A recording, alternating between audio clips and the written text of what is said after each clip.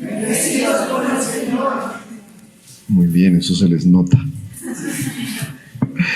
Los invito para que abramos la palabra de Dios en el capítulo 2 del libro de los Hechos de los Apóstoles. Vamos a abrir Hechos, capítulo 2.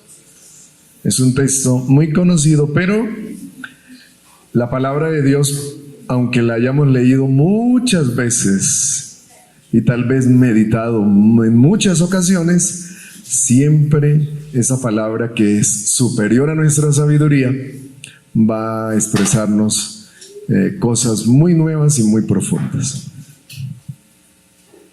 Entonces vamos a ubicarnos. ¿Ya se ubicaron todos en Hechos 2?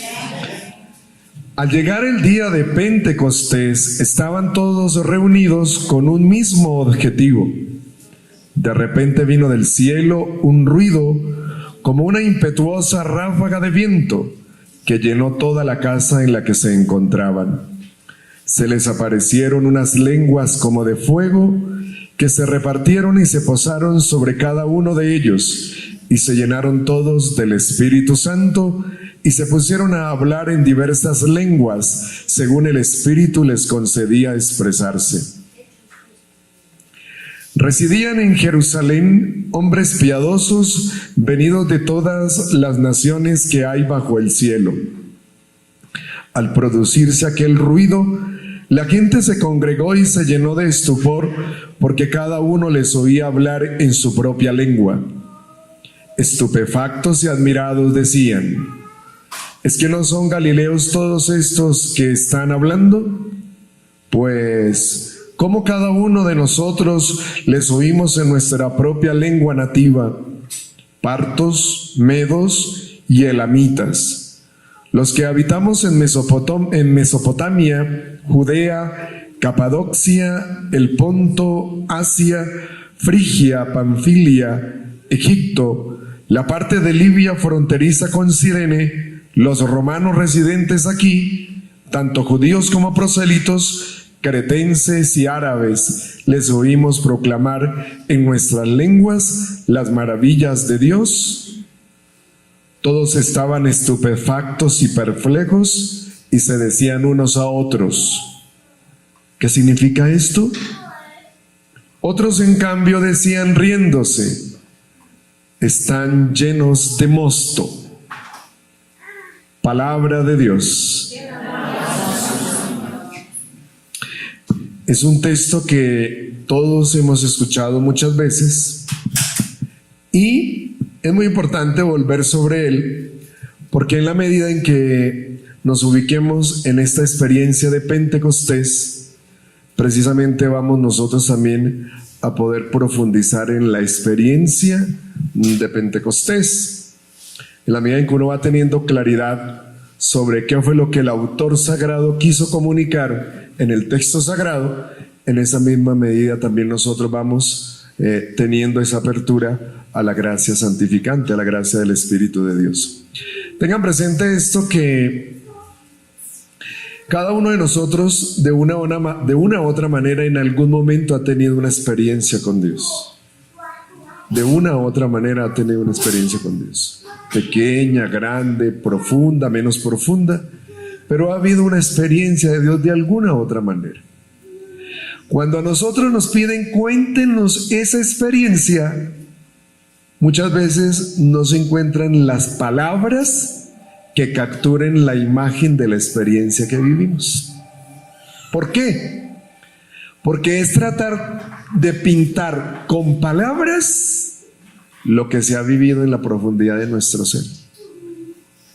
La experiencia de Dios. Y eso es precisamente lo que San Lucas es el autor del Evangelio que se llama San Lucas y del libro de los Hechos de los Apóstoles. San Lucas, cuando narra esa experiencia de la que tal vez él no estuvo presente. ¿Por qué no estuvo presente? Porque San Lucas es discípulo de San Pablo y San Pablo tampoco estuvo presente, pero San Pablo lo instruyó Pedro, Santiago y Juan, que dice en la carta a los Gálatas que son las columnas de la iglesia. O sea, San Pablo y Lucas, o mejor, Lucas a través de San Pablo y San Pablo a través de Pedro, Santiago y Juan, recibieron esta experiencia de Pentecostés. Por lo tanto, a él le contaron lo que habían vivido ellos, las columnas, porque con seguridad que Pedro, Santiago y Juan, que catequizaron a San Pablo, estuvieron aquí presentes. Y cuando él tiene que contar esta experiencia, porque San Lucas en el Evangelio, cuando va a comenzar el Evangelio, dice que él, para escribir la obra, tuvo que investigar y preguntar a quienes habían sido testigos oculares, así es la expresión, o sea, que habían visto, experimentado aquella experiencia de Cristo resucitado. Entonces, el texto de los Hechos de los Apóstoles, en ese capítulo 2, pone de manifiesto toda una experiencia de una comunidad, de un pueblo y de un grupo de discípulos que contaron, tal vez muchas veces, en muchos lugares, y a uno de los que le contaron fue a Lucas, y él recoge esa experiencia y se tiene que valer de experiencias en la tradición del antiguo pueblo de Israel. El texto pone de manifiesto que al llegar el día de Pentecostés, ¿al llegar qué día? El día de Pentecostés. El día de Pentecostés. Mis hermanos, el pueblo de Israel tiene 3 fiestas muy importantes. No es que no tenga más, sí tiene más, pero las más importantes son 3. Una es la fiesta de la Pascua y de los ácimos. Oiga, la Pascua y los ácimos. La fiesta de la Pascua y los ácimos. La Pascua y los ácimos al principio fue una celebración separada, pero en el transcurrir del tiempo de la historia del pueblo de Israel se hizo una sola fiesta. Y la primera fiesta muy importante de ellos es la Pascua.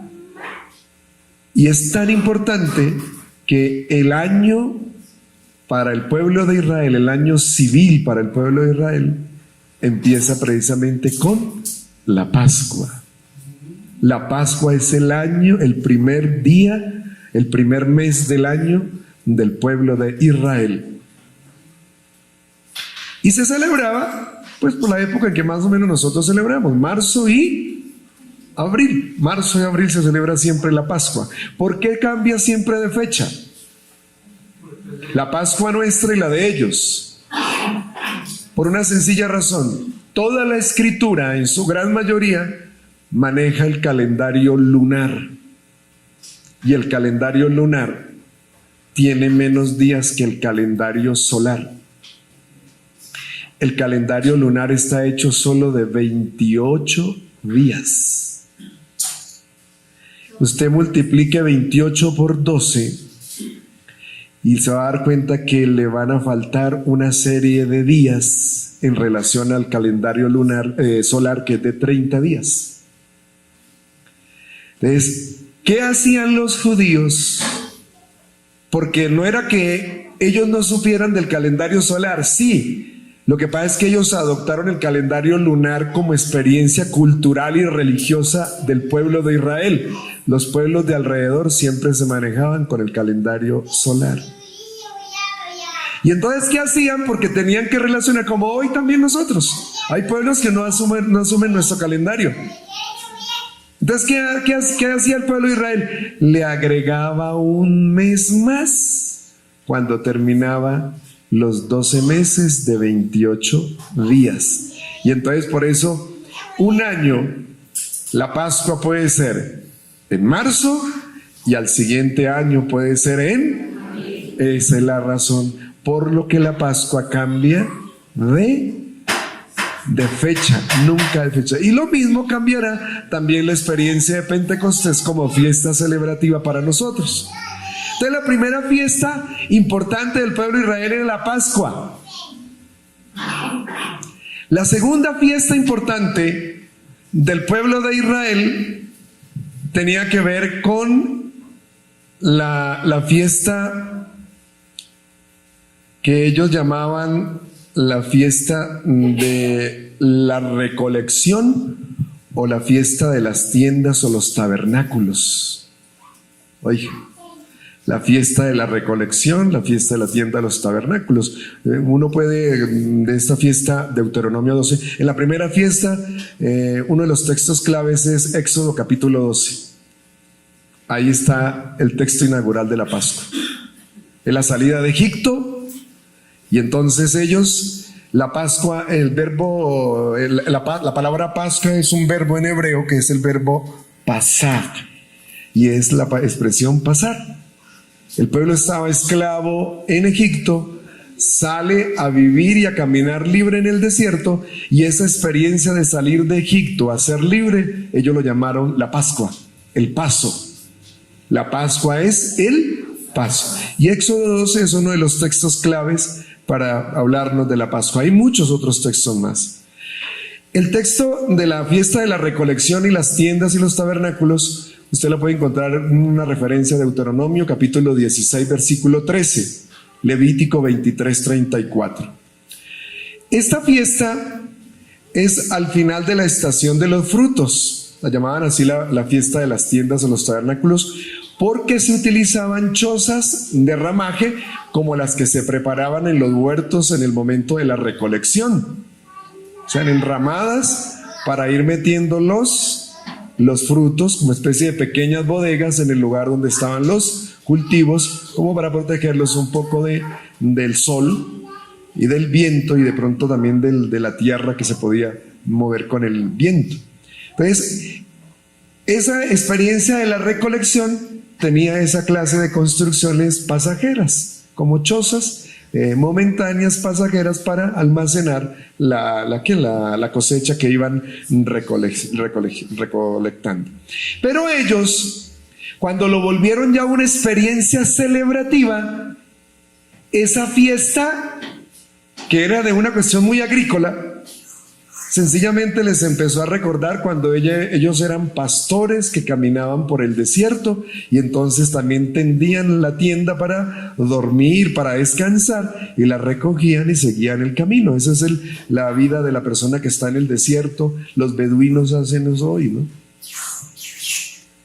Entonces, esa es una de las segundas fiestas del pueblo de Israel. Y la tercera fiesta importante es precisamente la fiesta que ellos llamaban Pentecostés. Pentecostés es una de las tres fiestas importantes del pueblo de Israel. También la llaman la fiesta de la siega, la fiesta de la cosecha. El año judío empieza precisamente en el mes de marzo, cuando empieza la Pascua, el primer mes del año. Y Pentecostés era precisamente una fiesta que ellos celebraban al finalizar la recolección de la cosecha. O sea, contaban 7 semanas desde que celebraban la Pascua hasta que se terminaba la recolección de la cosecha. ¿Las semanas cuántos días tienen? 7. 7 por 7, 49. Al 50º día celebraban la fiesta de la recolección. De ahí es que para ellos venía el nombre de Pentecostés. De hecho, en el idioma hebreo no se llama Pentecostés. Ese es un nombre que se le dio cuando la Biblia se tradujo al griego, del hebreo al griego. Entonces, en griego se dice precisamente Pentecostés, en lo que ellos llamaban la fiesta de la siega o la fiesta de la cosecha. Recolectaban. Es decir, que para el pueblo de Israel la idea de Pentecostés era un tiempo de finalización para comenzar otro tiempo. Oiga que eso es importante, esa idea. Recuerde que siempre, realmente los seres humanos siempre somos muy cíclicos. Terminamos una etapa y comenzamos otra. Y el terminar de una etapa es el inicio de la otra.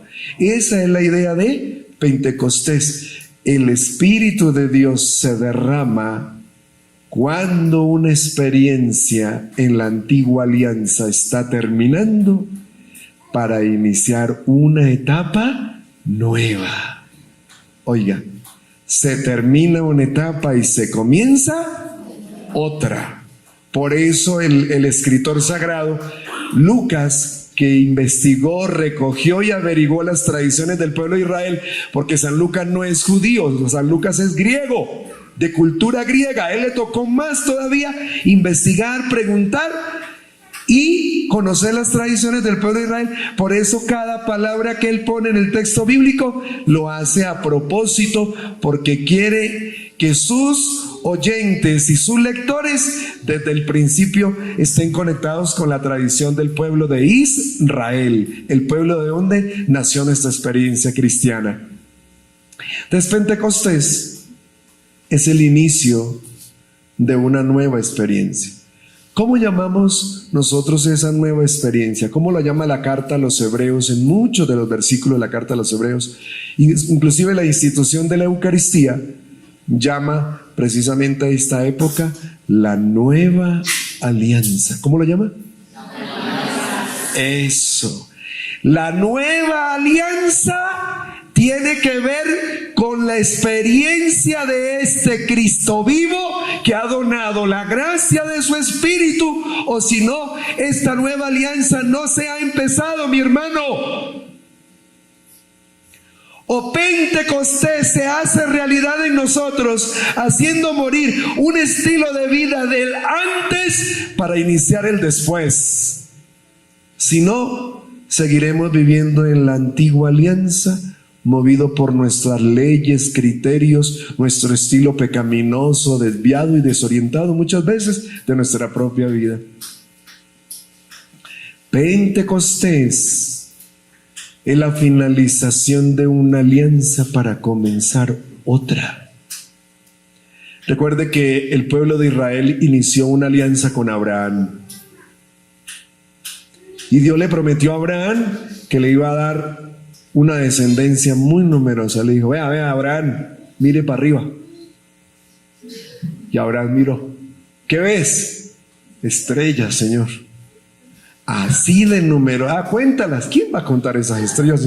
Así de numerosa haré tu descendencia. Oiga, en la nueva alianza es muy importante amar la vida. Si a usted y a mí nos mueve en la nueva alianza un odio a la vida, significa que todavía no ha empezado el cristianismo en nosotros, todavía no ha habido Pentecostés en nosotros.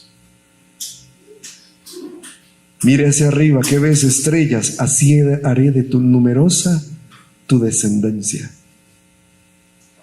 El cristiano, el judeo cristiano, el judío y el cristiano, somos aquellas experiencias de fe donde la vida es sagrada, intocable, porque Dios, ahora lo decíamos, es nuestro Padre y a Él solamente se le atribuye cuando esta vida que ha creado Él, sencillamente la recoge. El dueño de su obra la reclama cuando Él quiera o no.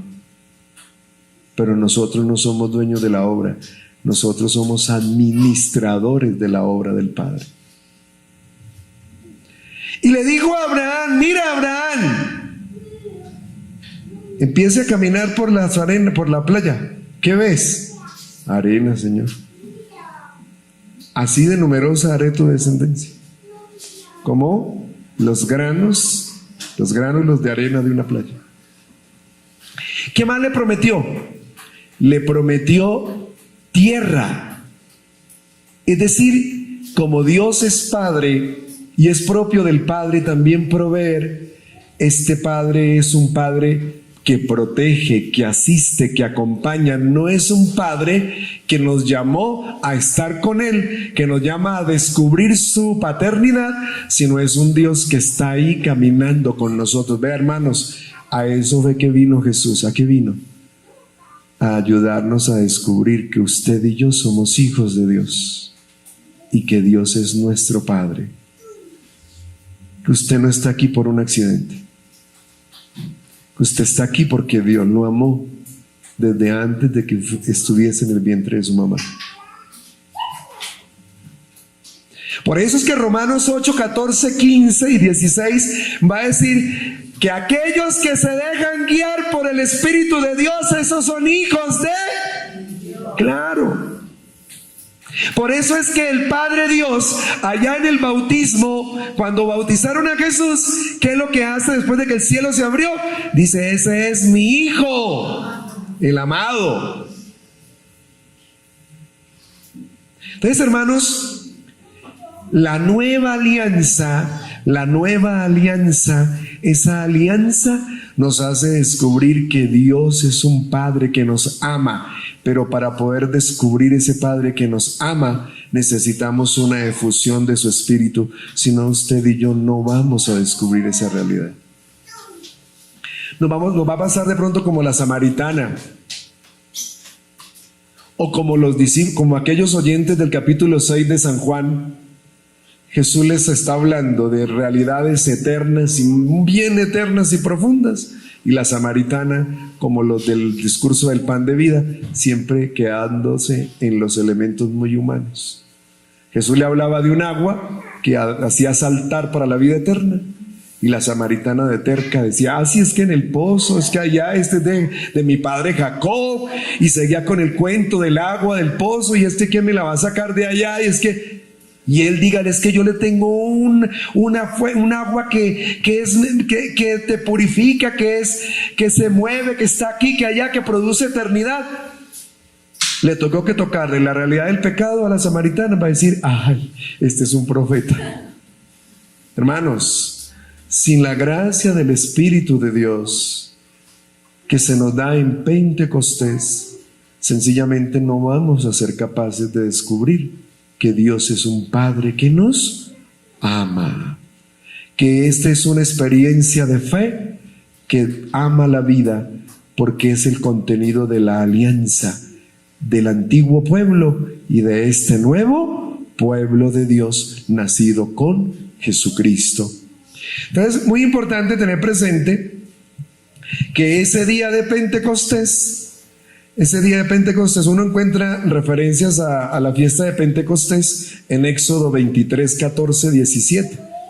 Ahí están las tres fiestas juntas, y entre ellas está la de la siega. Otro texto es Éxodo 34, 18, 23. Otro texto es Números 28, 26, 31. Deuteronomio 16, 1, 16, Tobías 2, 1. Son textos donde usted puede descubrir allá en el Antiguo Testamento donde se habla de Pentecostés como fiesta de la recolección, como fiesta de la siega, como fiesta de la siega. Vamos a abrir precisamente Éxodo 23, 14, 17. A ver quién lo encuentra rápido antes de que lo encuentre yo. Éxodo capítulo 23, versículo 14 al 17. A ver, ¿quién lo buscó ya? ¿Quién dijo amén? ¿Cuántos? A ver, levante la Biblia que ya lo encontró. Bueno, uno que se ponga de pie y en voz alta lo proclame para todos. 23, 14 al 17. No todos a la vez, uno por lo menos. A ver, rápido. Sí, si lo tienes ahí, ánimo. ¿Qué dice? Éxodo 23, 14. 3 veces al año me celebrarán con una fiesta. La celebración de la fiesta de los ácimos será de 7 días. Comerás panes sin levadura, como te tengo mandado en el mes de abril, de la primavera. El mes en que saliste de Egipto, ustedes no se presentarán delante de mí con las manos vacías. Luego celebrarás la fiesta de la siega, de las primicias de tu trabajo, de todo aquello que hayas sembrado en el campo. Luego, la fiesta de la recolección a fin de año, cuando recoges todos los frutos del campo. Con eso, todos tus varones se presentarán 3 veces al año delante de Yahvé, tu Señor. No ofrecerás con pan fermentado la sangre de mis víctimas, ni guardarás hasta el día siguiente su grasa. Palabra de Dios. Te alabamos, Señor. Palabra de Dios. Te alabamos, Señor. Palabra de Dios. Te alabamos, Señor. Esa fiesta también la acostumbraban a llamar la fiesta de las semanas. ¿Por qué? Porque ellos tenían presente que habían que contar 7 semanas para que llegara esa celebración. Entonces también la llamaban la fiesta de las semanas. También le llamaban ese nombre.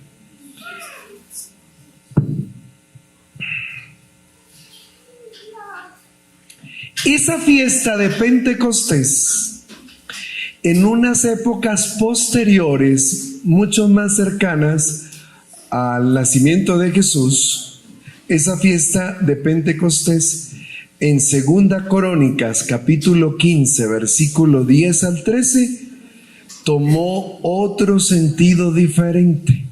Oye, se fue llenando de significados. Las fiestas, cuando las van guiando correctamente, las fiestas se van guiando y se van llenando de contenidos mucho más profundos, pero con las fiestas puede suceder que se vayan vaciando de contenido.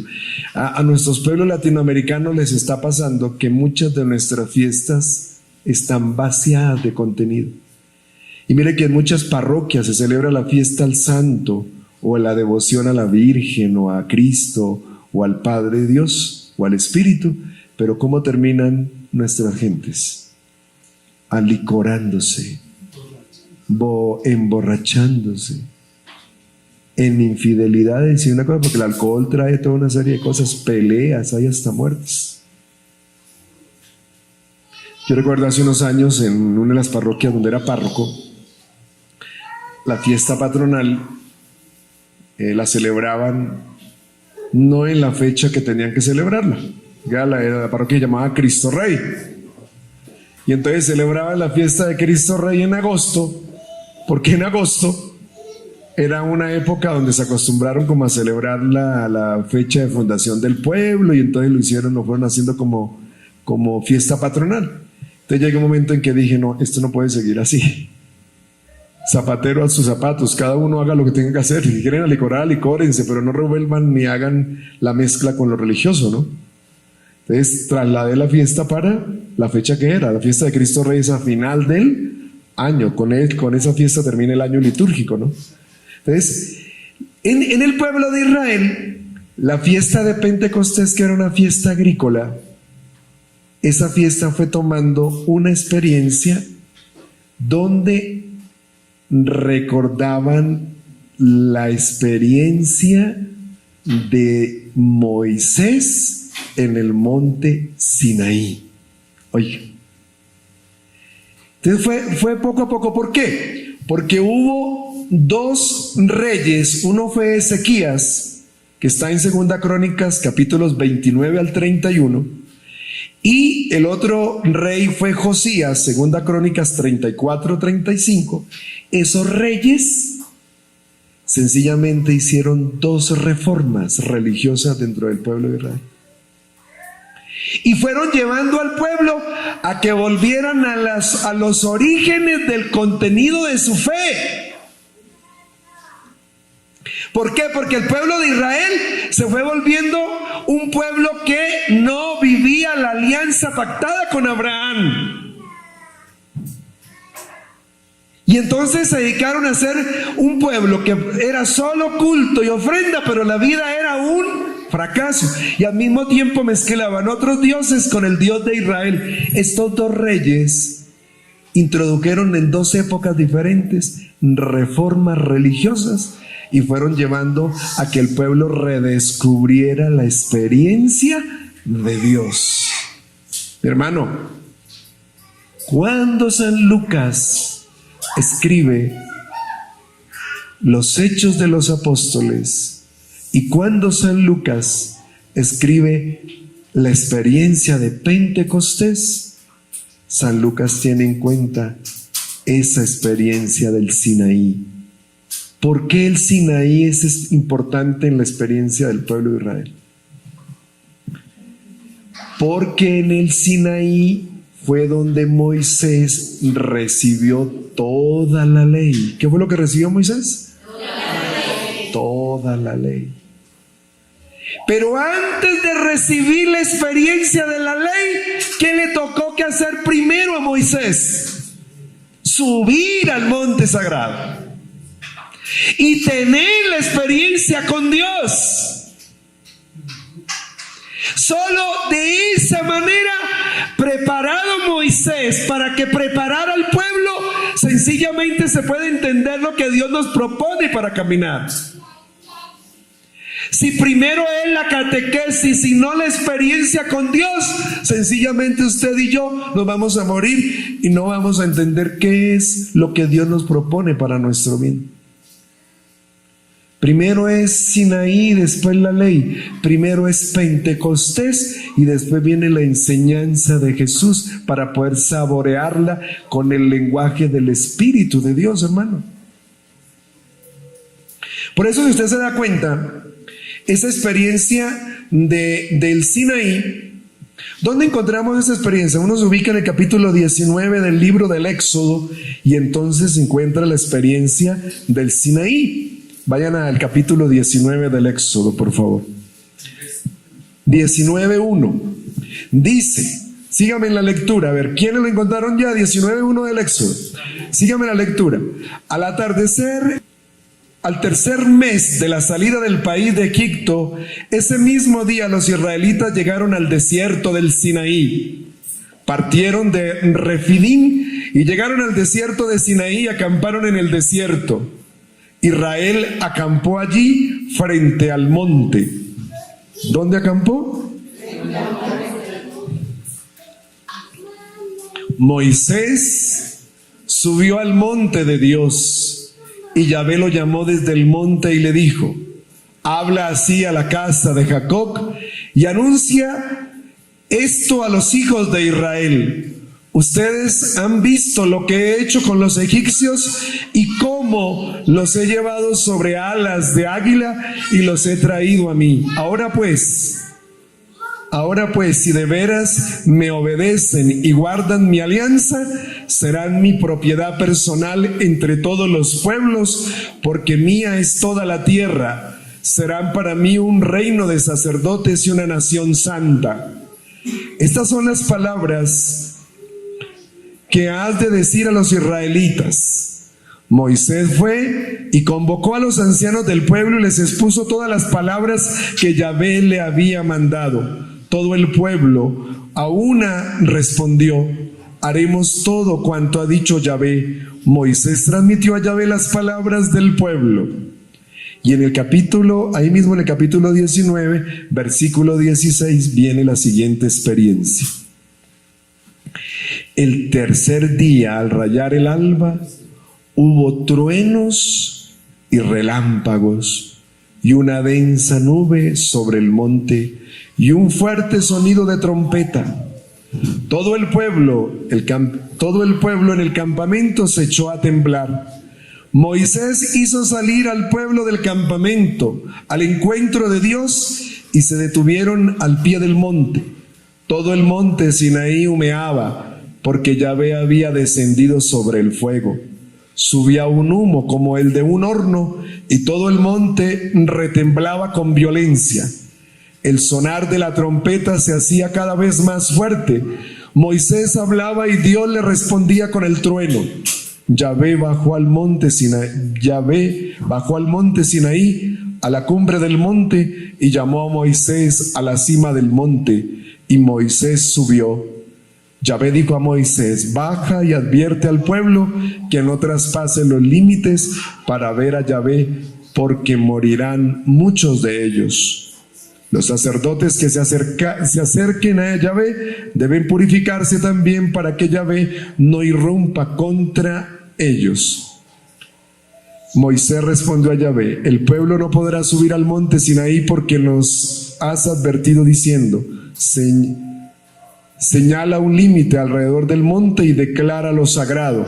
Yahvé le dijo: anda, baja y luego subes con Aarón, pero los sacerdotes y el pueblo no traspasarán las lindes para subir hacia Yahvé, a fin de que él no irrumpa contra ellos. Bajó pues Moisés a donde estaba el pueblo y les dijo, y ahí empieza toda la experiencia y la exposición de la ley, toda la enseñanza, que para nosotros la entendemos como ley, pero el pueblo de Israel es la enseñanza, y es todo el resto del libro del Éxodo, todo el libro del Levítico y todo el Deuteronomio.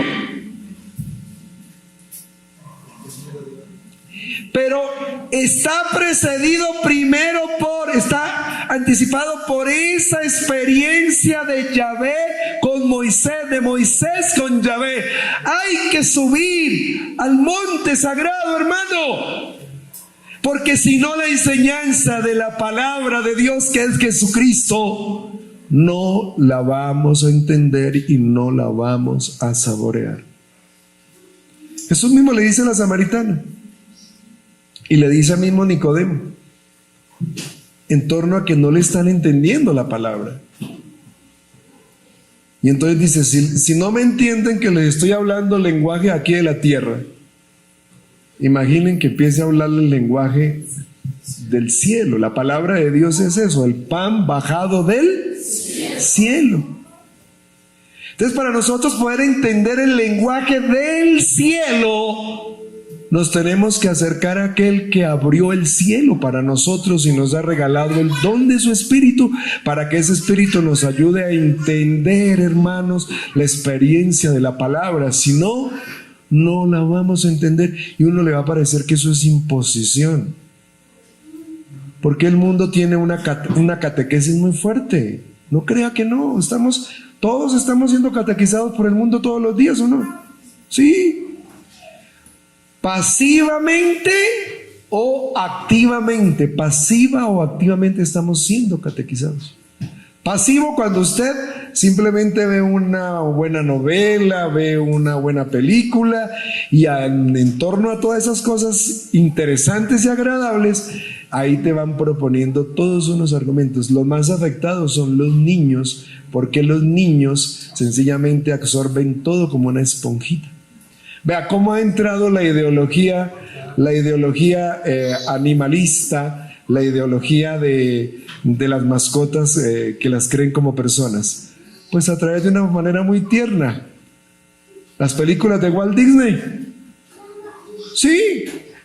El cerdito que habla, el mico que habla, los animalitos hablando chévere. Y entonces el niño se va metiendo en la cabeza que el animal tiene personalidad, es persona como nosotros. Es una forma pasiva de vendernos las ideas de un mundo como este. ¿Sí? Entonces, hermanos, ahora que dicen, entonces no vamos a ver películas. No, vea las películas, pero póngase delante de ellas con criterio. Y tenga presente que hay cosas en que son de la ficción, que son de la irrealidad, y hay cosas que te están queriendo dañar, pero usted tiene una formación y está diciendo, eso no es correcto. A mí me encanta ponerme delante de la película con una crítica y de mirar en la pantalla cosas que de pronto no están ahí al frente en primer plano, y yo digo, vea, hay otra cosa.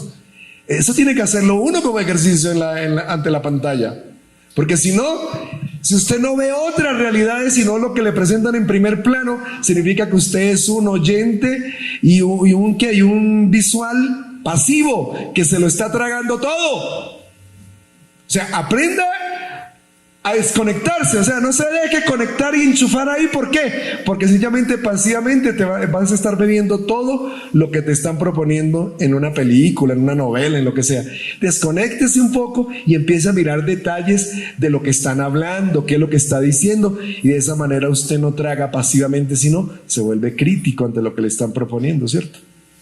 Entonces, hermanos, Pentecostés, el pueblo de Israel lo leyó en esa clave del monte Sinaí, y San Lucas, que investigó, preguntó y que también leyó, sencillamente cuando construye la experiencia vivida por los apóstoles de primera generación, son aquellos Pedro, Santiago, Juan, Felipe, Bartolomé, Mateo, Simón y Tadeo, son aquellos de primera generación. Ellos le cuentan qué fue lo que vivieron, y como estaba la tradición en el pueblo que Lucas conoció, entonces él pone algunos signos del monte Sinaí. ¿Cuáles son los signos de esa presencia del Espíritu de Dios en Pentecostés? Vayamos a Hechos 2. Uno es el fuego. Oiga, el fuego. El fuego siempre ha sido en todas las culturas como manifestación de lo divino, siempre. Eso es que el pueblo de Israel se inventó el agua tibia, no. No, el pueblo de Israel también bebió de la cultura mundial, ¿cierto? En todas las culturas el fuego siempre ha causado admiración. Por eso Éxodo 3, cuando Dios se aparece a Moisés en la zarza ardiendo, sencillamente es la manifestación de esa presencia de Dios. O sea, el pueblo de Israel sabía que el fuego era un signo de la presencia de Dios en la creación. Y es que si usted se pone a pensar, cuando usted se abre a esa experiencia de Dios, usted se ha dado cuenta que muchas veces por dentro como que esa presencia de Dios es un fuego que quema, como que devora, como que es una fuerza que lo sobrepasa la condición humana. Y a veces algunas personas se da como en suda, ¿no? En sudoración. Calor, un fuego. Bueno, alguno puede ser que se emocionó, brincó mucho, gritó y pues también sudó, ¿no? Pero la manifestación de Dios también se da como ese fuego que quema, que purifica, que está por dentro, que es un fuego, y que ese mismo fuego al mismo tiempo se ve como una fuerza que lo lleva a uno a mover, porque el fuego produce energía, fuerza, ¿no?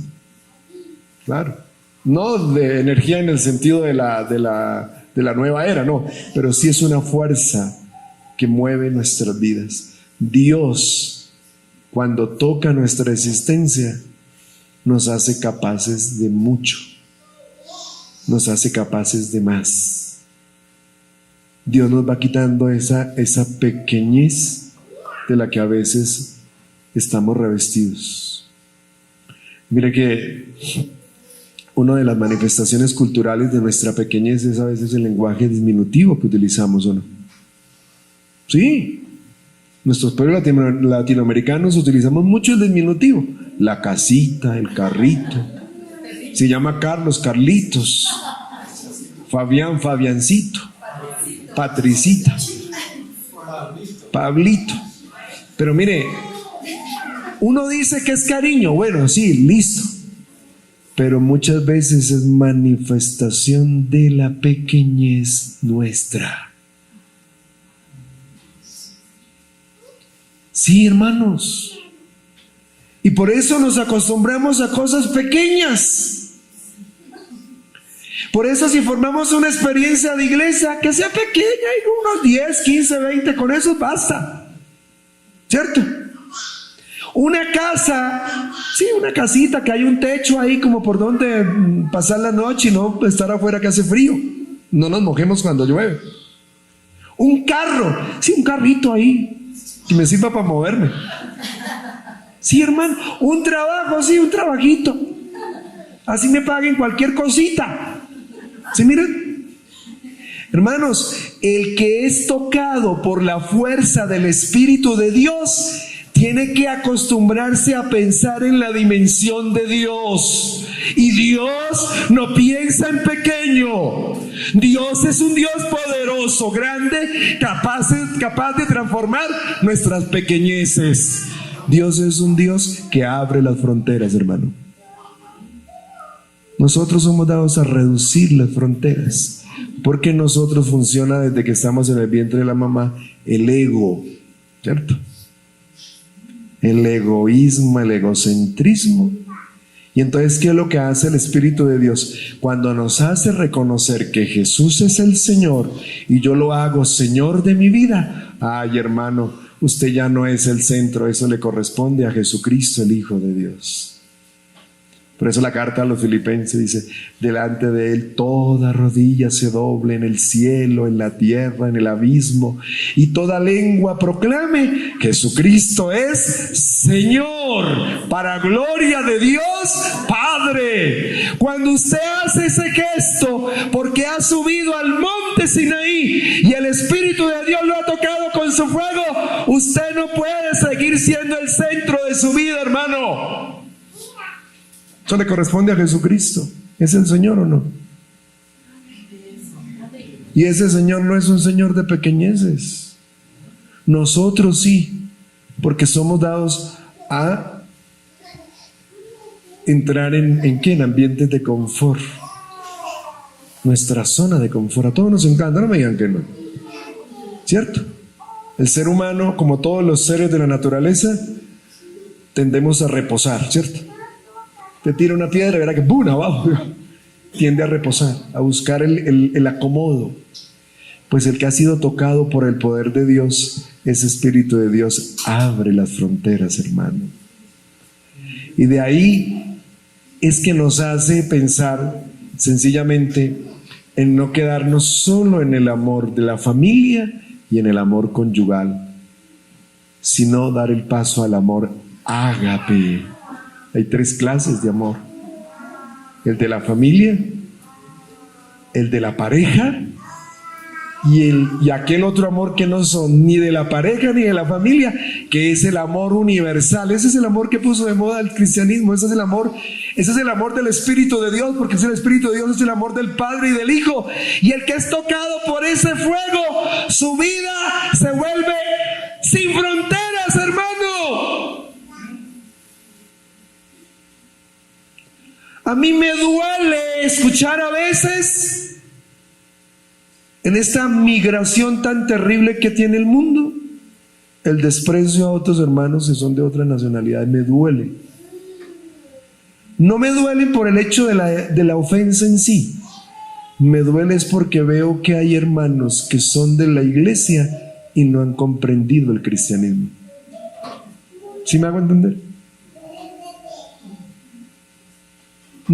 Si tú eres de los que rechazan a un extranjero por el hecho de que te incomoda, porque te crees con el derecho de que eres propietario del lugar donde estás, no has empezado a ser cristiano y todavía Pentecostés no es una fuerza que se ha derramado en tu corazón. Estás todavía en un amor muy familiar. Ahí los de casa, los 4 o 5 de casa. Y ese amor solo de casa empobrece, hermano. Los cristianos nos enriquecemos el amor de la familia cuando somos capaces de tener esa apertura al otro que no es de nuestra propia sangre. Eso es lo que produce Pentecostés, ¿o no? Si no, lea los Hechos de los Apóstoles. ¿Qué hacen estos apóstoles? Es una explosión, hermano, de ir por donde iban anunciando que Jesucristo es el Señor, que lo crucificaron, pero que al tercer día resucitó, y quien le ayudó a vencer las ataduras de la muerte, el Espíritu Santo, que lo hizo posible en el vientre de la Virgen María. Amén. Amén. El fuego de Dios, hermano. Ese fuego que envolvió a Moisés en la zarza ardiente, que envolvió a Moisés allá en el Sinaí. Ese fuego que es capaz de hacernos entender que usted y yo somos hijos de Dios. Ese fuego de Dios que nos hace entender que la propuesta de Jesús es llevarnos a descubrir a Dios como Padre. Y si usted descubre que Dios es Padre, si usted descubre que Dios es Padre, si yo descubro que Dios es Padre, si tú descubres que Dios es Padre, ¿qué relación tenemos en común? Eso. Mire cómo la vida cristiana amplió el sentido reducido de la sangre. La sangre nos lleva a amar solo a los de casa. Ese era el concepto judío. El judío oraba para que el Señor bendijera a los de su propia raza, pero oraba para que el Señor no bendijera a los que no eran judíos. Y si usted y yo hemos recibido el Espíritu de Dios el día que nos bautizaron y nos hicieron cristianos, es decir, de Cristo, ¿cómo debe ser nuestra apertura? Universal, hermano. Que aunque esa persona no se parezca físicamente a usted, aunque esa persona piense diferente, actúe de manera diferente, tenga defectos diversos a los suyos, usted descubre que es un hermano porque usted y él descubren que Dios es el mismo Padre en común. Eso fue lo que vino a hacer Jesús. El cristianismo es eso. Por eso le dijeron: maestro, resúmenos los mandamientos. Ama al Señor tu Dios con todo el corazón, con todo el alma, con todo el ser, y al prójimo como a ti mismo. Los otros dos clases de amores diferentes del ágape nos encierran.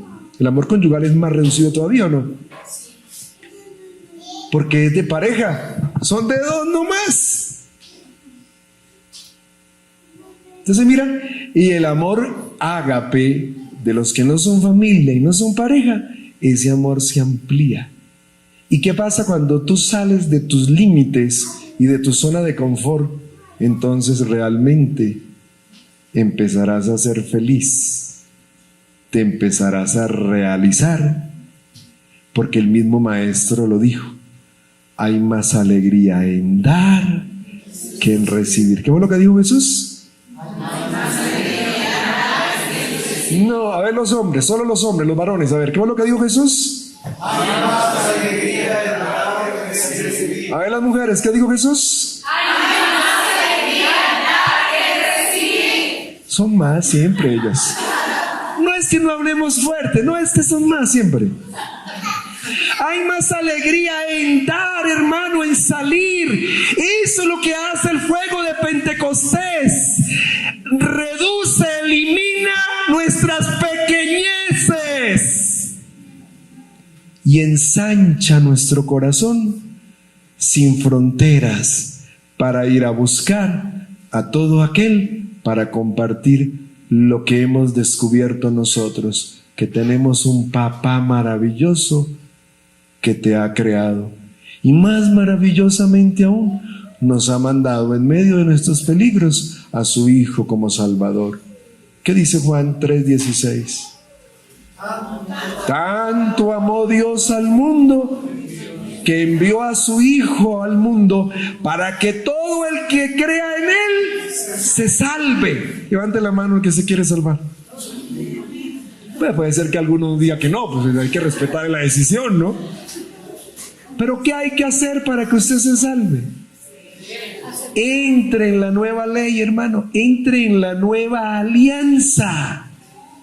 Suba al nuevo Sinaí. Suba a vivir la experiencia de Jesucristo como hijo.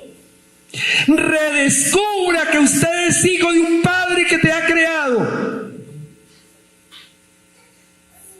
Y entonces, si usted descubre que es hijo de Dios, le tendrá confianza a su hermano Jesucristo.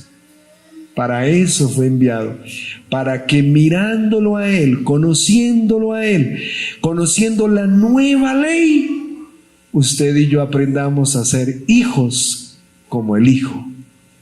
Y así es que nos salva el Padre Dios. Amén. Así nos salva el Padre Dios. A veces al cristianismo le hemos puesto mucha arandela, hermano, mucho adorno, y a veces hemos terminado en cosas y lo esencial, nada. No, es el amor, es que usted se abra a aceptar. Que le cueste amar, ¿a quién no le cuesta amar? A todos, porque no es que nosotros hay el vicio de la inclinación a odiar al otro, ¿no? Claro. ¿Qué es lo que hace el Espíritu de Dios? Pues te dando la fuerza para que usted como que equilibre ese defecto y se vaya al centro. Recuerde que la virtud está al centro, ¿cierto? La virtud está al centro de dos extremos, un defecto y un exceso. En el colegio donde trabajaba hace poco, se me acercó un chico y me dice: padre, yo no sé si soy bueno o soy tonto. A ver, hijito, a ver. Despacio, asimilemos lo que me estás diciendo. ¿Cómo así? ¿Que no sabes si eres bueno o eres tonto? Sí, padre. Me han enseñado a ayudar a la gente, a ser generoso, a estar atento al que necesita ser ayudado. Pero me han cogido que ahora que yo haga todo. Yo le dije: hijo, es que la virtud está en el medio, entre un exceso. Usted es demasiado bueno. Y hay otros que no son nada bueno. Sí, mira que ese es el defecto. Y él tenía el exceso, era muy. Y entonces, claro, si usted es tan bueno que hace lo que el otro le toca hacer, pues lo está viciando al otro y usted está sufriendo por el vicio en el que está cayendo. ¿Sí, mira? Por eso es que la virtud se encuentra en el medio de un defecto y un exceso. Y uno que tiene que corregir los excesos y los defectos, y entonces será virtuoso y Dios irá produciendo esa virtud. Eso es lo que hace el Espíritu de Dios en nosotros. Es una fuerza capaz de armonizar nuestra vida, esa inteligencia, esa voluntad, la inteligencia que conoce y la voluntad que decide. El Espíritu de Dios te la orienta, te da la fuerza para que usted aprenda a decir no, sí, y para que sea capaz de hacer cosas heroicas en su experiencia de vida humana, capaz de abrirse a los demás. Mire que en el Sinaí se dio el fuego, eso es uno de los signos fuertes, pero también en otro texto más adelante, en otra experiencia, trueno, relámpago. O sea, por una parte, la visión del Sinaí es como si fuera un volcán en erupción. ¡Fua! Haga de cuenta un volcán en erupción, eso es fuego, lava y todo lo que usted quiera. Pero dice que también hubo relámpago, como lluvia, como viento. O sea, es la misma experiencia de Pentecostés, la misma experiencia de Dios allá en el Sinaí, en la primera alianza. Dios la renueva en la segunda alianza. Allá la hace con el pueblo de Israel y aquí lo hace con el nuevo pueblo de Dios. Mire, nosotros somos la fusión de dos tradiciones, la judía y la cristiana. El libro del Apocalipsis que leímos el domingo anterior hablaba de esa realidad y hablaba de la ciudad del cielo, ¿no? Jerusalén, que la proyecta al cielo, y resulta que Jerusalén es la Jerusalén histórica, es una ciudad amurallada y la muralla es como un cuadrado. Y cada parte de ese cuadrado, de ese cuadrante, tiene 3 puertas. 3 por 4, 12. Y dice, las puertas tienen los nombres de las tribus de Israel, o de los hijos de Jacob. Israel o Jacob tuvo 12 hijos y cada uno de los hijos formó una tribu. Y de ahí fue que se creó el pueblo de Israel, el pueblo de la primera alianza. Y dice, pero abajo de las puertas, en la base, están los nombres de los apóstoles del Cordero. ¿Qué es lo que está abajo en la base? Eso, las 2 tradiciones están ahí. Como base. Pero no podemos entender el ahora sin las puertas para entenderlo. De ahí nace Jesús. Por eso uno tiene que leer el Nuevo Testamento y estar buscando en el Antiguo. Por eso uno tiene que ser lector de los 2 testamentos, hermano. Ánimo a leer esos testamentos. Ánimo a entrar en la cultura de la revelación. Ánimo a dejarse envolver por un Dios que lo único que ha querido es entablar con nosotros una relación. Por eso, ¿qué es lo que produce Pentecostés? Lo contrario a la Torre de Babel. ¿Qué produjo Babel? Confusión, división. Esos pobres no se entendían, aunque estaban ahí al lado, a medio centímetro de cada uno. ¿Por qué no se entendieron en Babel? No se entendieron porque el principio del entendimiento es el encuentro con el Dios vivo. Y ellos, al contrario, querían escalar hasta donde estaba Dios para quitarle el puesto a Dios. Lo mismo de Adán y Eva. Entonces, cuando yo quito el misterio de Dios, que es el que produce la comunión interna y externa, pues yo no me entiendo con el otro, hermano. Me quedo encerrado en mi ego. ¿Qué es lo que hace el Espíritu de Dios en Pentecostés? Como descubren al Dios viviente, palpitante en ellos, entonces hay la apertura del entendimiento. Los escuchaban hablar en su propia lengua, le entendían. Sí, mira, Pentecostés produce la fuerza para que nosotros nos entendamos, para que nosotros nos conozcamos, para que nosotros podamos hacer comunidad, hermano. ¿Usted sí conoce a los hermanos que vienen al grupo de oración? ¿O usted está orando con un grupo de desconocidos? Y es fácil descubrir uno que está hablando con un grupo, que está interactuando con un grupo de desconocidos. ¿Sabe cuál es la herramienta para conocernos? El diálogo. ¿Usted sí dialoga? ¿O dialoga por ahí uno que con uno que otro, con el que como que más ha compaginado? Hermano, por eso cuando las parejas no dialogan y se cierra el diálogo, no es que se acabe la comunicación, no, usted se comunica a través de los golpes, los gritos, los gestos, las palabras que no pronuncia también son comunicación, ¿cierto? La sal que le pone un poquito más a la comida también es comunicación de agresividad, claro.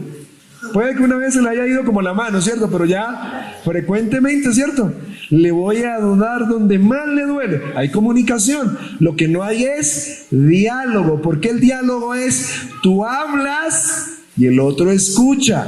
Pero cuando escucha no está dispuesto a votar todo lo que no ha podido votar mientras está en silencio. No, no. El que escucha guarda la serenidad y está atento al mensaje que el otro le está diciendo, para cuando le toque hablar, retroalimente lo que el otro le dice o le ha dicho. Ese es el diálogo que viene a entablar Dios con nosotros, y lo hace el Espíritu de Dios, y entonces nos lleva a que nos comprendamos en medio de las diferencias, porque todos hablamos un lenguaje diferente, aunque tengamos cosas comunes. Pentecostés. Pentecostés, hermano. Pentecostés. Pentecostés es eso, es la comunicación del Espíritu de Dios, es el descubrir que Dios está entre nosotros y que es el punto de encuentro. Por eso San Pablo pone de manifiesto que hay que doblar la rodilla delante del que nos ha venido a traer el rostro del Padre Dios, la imagen del Dios vivo. Se llama Jesucristo, el Hijo del Dios viviente. Hermanos, pidámosle esa gracia a Dios, que podamos tener una experiencia de Pentecostés. A mí siempre me llamó la atención las palabras del Papa San Juan Pablo II. Él decía que esta época de esta historia nuestra, la época después del año 2000, por una parte decía que es la época donde van a haber muchos más mártires que la época de las persecuciones primeras en la iglesia. Y decía, la única manera de no abandonar la fe en medio del martirio es que usted tenga una experiencia de un Dios de ojos abiertos y corazón palpitante. ¿Cómo es la experiencia? De lo contrario, el martirio lo vamos a tener de una u otra manera. Muchos de ustedes viven un martirio cotidiano, en los lugares donde trabajan, a veces dentro de la misma familia, muchas veces dentro del grupo de amigos, o de las personas vecinas tal vez. Algunos de ustedes son criticados, a veces los ven como el instrumento del fastidio para ellos, y algunos de ustedes son despreciados, como piensa, como siente y como vive y cómo actúa en la vida cotidiana. Por eso es que San Juan Pablo II decía que si en esta época usted y yo no tenemos este Pentecostés, sencillamente, hermano, usted no va a tener la fuerza y ese martirio le va a llevar a renunciar a su fe. le va a llevar a renunciar a su fe. Vamos a ponernos de pies.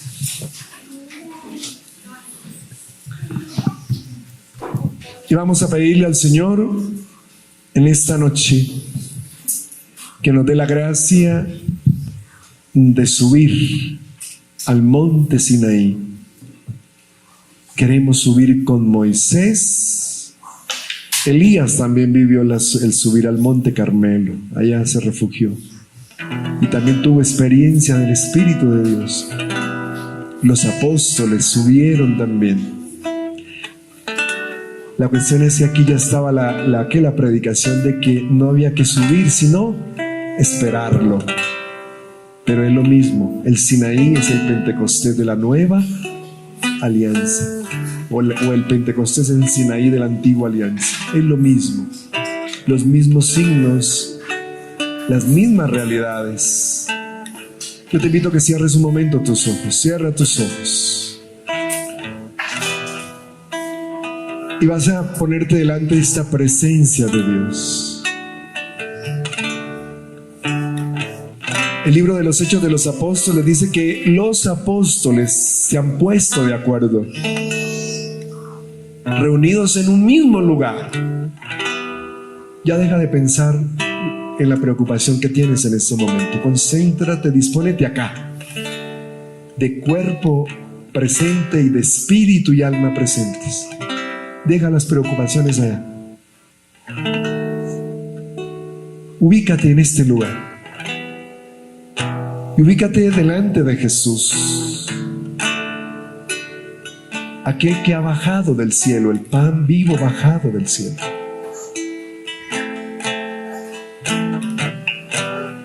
Y pídele con toda humildad, con toda sencillez, que este fuego que Él vino a traer a la tierra y que prometió y que deseaba que ya estuviera ardiendo entre nosotros, ese fuego te inunde en esta noche. Dispónete, solo dispónete para este fuego de Dios. Dispónete a la gracia de Dios. No sientas miedo. Dios es papá, pero no es el papá tal vez de la figura deteriorada que puedas tener. Es un papá que no se parece nada a tu papá. Es 100,000 veces, tal vez muchas diferencias tiene Dios con nuestros padres. Déjate amar por Él, déjate abrazar. Sube a la montaña, sube. Dispónete, ánimo, no te detengas, no te resistas. Deja que el fuego de Dios te toque. Deja que el fuego de Dios toque tus sentimientos, tus pensamientos, tu cuerpo. Déjalo que pase. Es un viento que se mueve. Y la Escritura habla de un viento huracanado, es decir, no es de pequeñeces, es de fortaleza. Déjate tocar, es más fuerte que nuestra indecisión, nuestro encerramiento, es más fuerte que nuestra capacidad de salir de nosotros. Deja que el fuego de Dios te inunde. Deja que el fuego de Dios te abrace.